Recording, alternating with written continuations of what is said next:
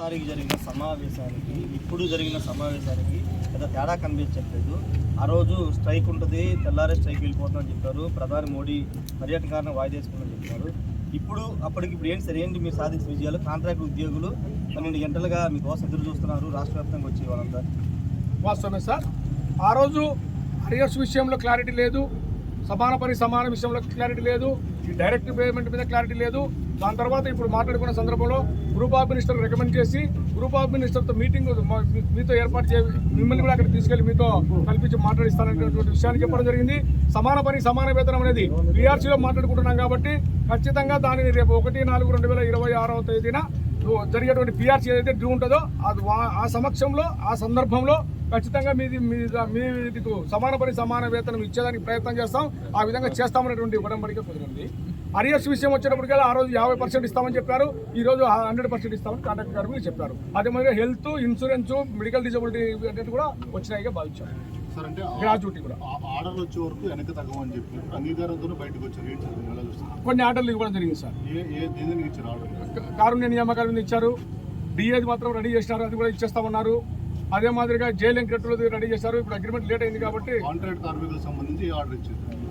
Minutes ఇచ్చారు sir, minutes ఇచ్చేనే order ఇచ్చేస్తారు sir. చర్చలు జరిగాయి, చాలా సార్లు మినిట్లు ఇస్తున్నారు, కానీ అవి ఎక్కడ అమలు చేయనట్టు కనిపించట్లేదు. దాని మీద మళ్ళీ మీరు పోరాటాలు చేస్తున్న పరిస్థితి కూడా కనిపిస్తుంది కదా. ఇప్పుడు కాంట్రాక్ట్ కార్మికులు చాలా మంది వెయిట్ చేస్తున్నారు, అసలు ఏం చెప్తారని. ఇప్పుడు దీని మీద వాళ్ళు అభిప్రాయం ఎలా ఉండబోతుంది? అంటే కాంట్రాక్ట్ కార్మికులు దీని మీద సంతృప్తిగా ఉంటారనుకుంటున్నారు మీరు? సంతృప్తిగా ఉంటారని అయితే మేమైతే భావించడం లేదు. ఖచ్చితంగా వాళ్ళ కోసం మేము ఫైట్ చేసిన మాట వాస్తవము, వాళ్ళు సిన్సియర్గా వాళ్ళు కూడా పాల్గొన్న మాట వాస్తవము. ఖచ్చితంగా విలీనం వరకు మేము వెళ్ళాలనేటువంటి దిశలో మొదలు పెట్టాము. కాకపోతే ఆ దిశకు మేము వెళ్ళలేకపోయినాము. రకరకాల కారణాలు, రకరకాల ఇబ్బందులు ఈరోజు ప్రభుత్వం చెప్తూ ఉంది. ఖచ్చితంగా గ్రూప్ ఆఫ్ మినిస్టర్తో మీటింగ్లో మేము రాస్తామన్నారు. అది ఇమ్మీడియట్లీ రాయించుకొని వారితో చర్చించి తర్వాత మరి వాళ్ళు ఒకవేళ కాకపోతే వెంటనే రేపు 1/4/2026 ఎట్లా పీఆర్సీ ఉంది.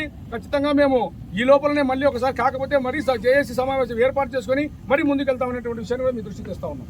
రెగ్యులర్ ఉద్యోగులకు సంబంధించి ఏదైతే సమస్యలు ఉంటాయో ప్రతిసారి కాంట్రాక్ట్ ఉద్యోగులను ముందు పెట్టి ఉద్యమంలో నడిపి ఆ తర్వాత మీ యొక్క సమస్యలు పరిష్కరించుకొని వాళ్ళ పరిష్కరించట్లేదని ప్రతిసారి ఆరోపణ వినిపిస్తుంది. ఈసారి కూడా అదే అంటున్నారు వాళ్ళు. ఈసారి కూడా మాకు అన్యాయం జరిగిందని అభిప్రాయం వ్యక్తం. గతంలో జగన్ హయాంలో కూడా కమిటీ వేశారు, క్రమబద్ధీకరణకి మన్మోహన్ సింగ్ కమిటీ వేశారు, జరగలేదు. ఇప్పుడు మళ్ళీ సబ్ కమిటీ, మంత్రుల కమిటీ అంటారు. దాన్ని నమ్మకం లేదు. కాలయాపన కోసం అసలు కమిటీలు వేస్తారు, ఏం నెరవేర్చారని మీరే పదే చాలా సార్లు మాట్లాడేటువంటి విషయం. అదే కమిటీ తీసుకొని చెప్తున్నారు.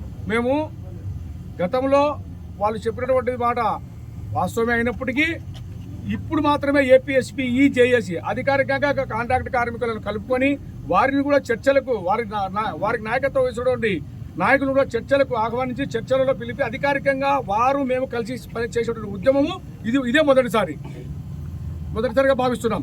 గతంలో ఏపీఎస్పీ జేఏసీగా మేము ఉద్యమం చేసినా కూడా ఏ సందర్భంలో కూడా కాంట్రాక్ట్ కార్మికులను విస్మరించకుండా శాయశక్తుల జేఏసీలు పనిచేశాయి అనేటువంటి విషయాన్ని కూడా మీ దృష్టికి తెస్తా ఉన్నాం. ఇప్పుడు కాంట్రాక్ట్ కార్మికులకు సంబంధించినటువంటి వాళ్ళు కూడా మీ దాంట్లో ఉన్నారు కదా, మాట్లాడినారు. వాళ్ళు అంగీకరించారా? వాళ్ళు చెప్పిన దానికి ఏకాభిప్రాయంగా అందరం అయితే ఈ విధంగా ఉన్నాం.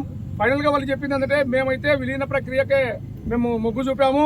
అంతిమంగా చైర్మన్, కన్వీనర్ ఏ నిర్ణయం తీసుకున్నా, ఏపీఎస్పీ ఏ నిర్ణయం తీసుకున్నా కూడా మేము కట్టుబడి ఉంటామనేటువంటి విషయాన్ని తెలియజెప్పారు. అయినా వాళ్ళైతే మాకు విలీన ప్రక్రియ కావాలి, దానికి మీరు రాబోయే రోజుల్లో కూడా ఖచ్చితంగా అందరం కలిసి మళ్ళీ పని చేయాలనేటువంటి విషయాన్ని కూడా వాళ్ళు తెలియజెప్పారు. దీంతో సంతృప్తిగా ఉన్నారు అనేటువంటి భావన అయితే మాలో కనపడలేదు. అందులో మేము కూడా రెగ్యులర్ ఉద్యోగుల సమస్యల మీద కానీ, కాంట్రాక్ట్ కార్మికుల సమస్యల మీద కానీ మేము కూడా ఏదైతే ఈ రోజు 22 సంఘాలుగా 4 కాంట్రాక్ట్ సంఘాలు కానీ 26 సంఘాలు ఎవరము కూడా సంతృప్తిగా లేమనేటువంటి విషయాన్ని కూడా మేము తెలియజేస్తా ఉన్నాం. సంతృప్తిగా లేనప్పుడు సమ్మె ఎందుకు వాయిదా వేస్తున్నారు? సమ్మె తాత్కాలిక వాయిదారా, పర్మనెంట్ గా వాయిదా వేస్తారా? ఈ రెండు విషయం క్లారిటీ. తాత్కాలికంగా వాయిదానే సార్. మరి సంతృప్తిగా లేనప్పుడు ఎందుకు సమ్మె వాయిదా వేస్తారు? వివిధ కారణాలు ఏంటంటే గ్రూప్ ఆఫ్ మినిస్టర్లు ఆప్కాస్ మీద వేసి ఉన్నారు కాబట్టి ఖచ్చితంగా ఒకసారి గ్రూప్ ఆఫ్ మినిస్టర్ దగ్గర మీతో మీటింగ్ ఏర్పాటు చేపిస్తాను. అప్పుడు మీరు ఆ మీటింగ్ లో ఏమొస్తుందో చూసి తదుపరి మాట్లాడతామనే విషయాన్ని గౌరవ ఎనర్జీ సెక్రటరీ ప్రభుత్వం ఆప్కాసం రద్దు చేస్తామంటూ రీసెంట్ గా ప్రకటించింది. ఇప్పుడు మళ్ళీ ఆప్కాస్ కి మీరు వెళ్తున్నప్పుడు ఎలా నమ్మకం కలిగించబోతున్నారు? మరి మేము పోయి మినిస్టర్స్ గ్రూప్లో మాట్లాడి మన బాధ మాకు సంబంధం, గవర్నమెంట్కు మాకు సంబంధం లేదు, ఎనర్జీ డిపార్ట్మెంట్ అనేది ప్రత్యేకమైనటువంటి పరిస్థితులలో పనిచేస్తూ ఉంటారు కాబట్టి మా కాంట్రాక్ట్ కార్మికులకు న్యాయం చేయమని చెప్పి ఆ మినిస్టర్ని మేము రిక్వెస్ట్ చేద్దామని అనుకున్నాం సార్. రాష్ట్రంలో 27,500 మంది మీ కాంట్రాక్ట్ ఉద్యోగులు మిమ్మల్ని నమ్మలేమని చెప్తున్నారు. ఇకపైన మీరు పిలిచి ఏదైతే సమ్మెకి వాళ్ళు రామని చెప్తున్నారు. అలాంటిది ఏముండదు సార్. మనము ఖచ్చితంగా ఉద్యమము సిన్సియర్గా హానెస్ట్గా పని చేసినామా లేదా అనేది, కానీ ఫలితాలు అనేది మన చేతిలో ఉండవు. ఫలితాలు అనేది కొంత అటు ఇటు జరిగినా కూడా ఖచ్చితంగా మా కార్మికులు మమ్మల్ని నమ్ముతారు. ఖచ్చితంగా మేము కూడా వాళ్ళకి నమ్మించే ప్రయత్నం చేస్తాం. నమ్మించి మళ్ళీ ఇంతకన్నా రెట్టింపు ఉత్సాహంతో ఉద్యమాన్ని తీసుకొచ్చడం కూడా ప్రయత్నం చేస్తామని తెలియజేస్తాం. ఎనర్జీ సెక్రటరీ గారు ఒక హాఫ్ అన్ అవర్ మాట్లాడి మీతో వెళ్ళిపోయారు. తర్వాత ఇంకా ఆయన చర్చల్లోకి రాలేదు, మీరే తేల్చుకోండి అంటూ మీకే ఇచ్చారు. కానీ దాదాపు ఇది 11 గంటల పాటు కొనసాగిన పరిస్థితి. ఏం చెప్తారంటే తేల్చుకోవడానికి ఇన్ని గంటలు ఎందుకు సమయం పట్టింది ఈ అంశాలు? సార్, అర్ధగంట మాత్రమే ఆయన ఎనర్జీ సెక్రటరీ గారు ఉన్నారనేటువంటి ఇన్ఫర్మేషన్ అయితే అది రాంగ్ సార్. చాలాసేపు మాతో గడిపాడు, చాలా సందర్భాలలో మాట్లాడాడు, మాకు ఫోన్లో మాట్లాడుతున్నాడు. అదే మాదిరిగా మాకు జూమ్లో వీడియో కాన్ఫరెన్స్లో కంటిన్యూగా మాట్లాడుతూనే ఉన్నారు సార్. ఇంకోటి లాస్ట్ చెప్పండి సార్, తప్పేం లేదు సార్. ఇన్ని రోజులు మా కోసం లోపల మీరు చర్చలు చేస్తున్నారు. చిత్తూరు, నెల్లూరు అక్కడి నుంచి వచ్చిన కాంట్రాక్ట్ ఉద్యోగులు ఈ లోపల నుంచి సమాచారం లేదు. ఇక్కడ పోలీసులు వాళ్ళని అడ్డుకున్నారు. ఇప్పుడు వాళ్ళు ఆందోళన చేస్తున్నారు. కానీ మీరు వాళ్ళకి ఇప్పుడు సమాధానం చెప్పే పరిస్థితి ఉంటుందా? వాళ్ళకి సమాధానం చెప్పగలుగుతారా? ఇప్పుడు సమాధానం మేము మీడియా ద్వారా కూడా మేము పూర్తి వివరంగా వాళ్ళకు అందరూ వింటున్నారు, అందరికీ తెలియజెప్తున్నాం సార్. వాళ్ళు కూడా మా బ్రదర్సే.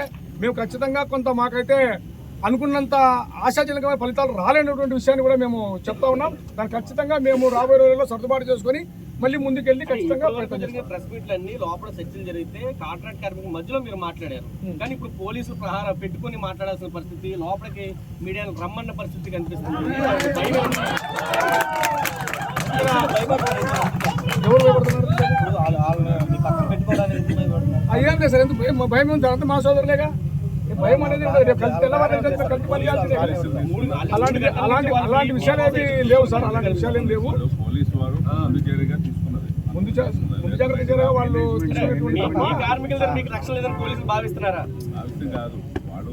వారి మధ్యలో ఎవరైనా కూడా, మా కార్మికుల మధ్యలో ఎవరైనా కూడా ఏది జరిగినా కూడా శాంతికి నెలకొనకోకుండా ఇబ్బంది కలుగుతున్నటువంటి ఉద్దేశంతో పోలీసు వారు తీసుకునేట్టుగా భావిస్తున్నాం సార్. మరి ఈ రోజు ఎలక్షన్ జరిగినప్పుడు రిజల్ట్ అప్పుడు ఇష్యూస్ వస్తాయి. రిజల్ట్ అప్పుడే వస్తాయి కాబట్టి ఈ రోజు వాళ్ళకి కొంతమందికి నచ్చుతుంది, కొంతమంది నచ్చదు ఈ ఫలితాలు. కాబట్టి దానివల్ల ఏమైనా వస్తుందని పోలీసులు ముందు జాగ్రత్త చర్యగా తీసుకున్నట్టుగా మేము భావిస్తున్నాం. మీరు మాట్లాడుతూ తాత్కాలిక విరమణ అన్నారు. అక్కడ సైన్ చేసేటప్పుడు తాత్కాలిక విరమణ చేశారా లేకపోతే? ఇప్పుడు మేము అగ్రిమెంట్ అయితే ఇంకా అక్కడ అగ్రిమెంట్ కాలేదండి. ఓన్లీ మినిట్స్ మాత్రమే అయినామండి. ఇప్పుడు సమయం లేదని చెప్పి ఇంకా అందరూ లేరు.